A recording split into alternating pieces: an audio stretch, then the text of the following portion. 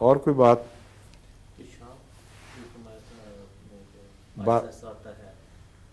تیزی پائی جاتی ہے، بار بار پایا جاتا ہے، ہاں بےچینی کی وجہ سے، بے چینی کی خوف وجہ کی سے، وجہ سے نہیں.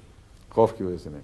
خوف بھی اس میں شامل ہوتا ہے بے چینی میں بعض دفعہ، لیکن ایکونائٹ میں بے چینی نہیں، صرف خوف کا اثر ہوتا ہے. ایکونائٹ کے مریض یا سردی لگ جانے سے بھی اچانک، کیونکہ ہاتھ مرض ہے، خشک سردی لگ جائے مثانے کو، اس سے بھی ہو جاتا ہے.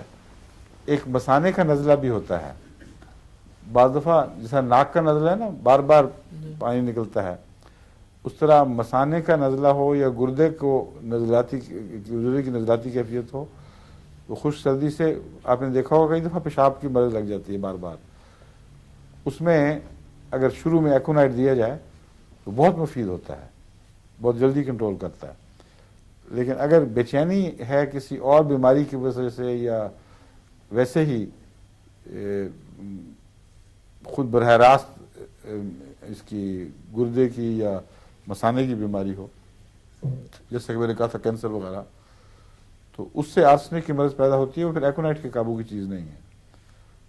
اس میں لمبا عرصہ چلتی ہے وہ بیماری، اور پیشاب میں ضرور کچھ ایسے تیزابی مادے ہوتے ہیں جو چھیلتے ہیں ان کو، جھلیوں کو، ان میں سوزش پیدا کرتے ہیں، اس سے پھر بار بار پیشاب آتا ہے.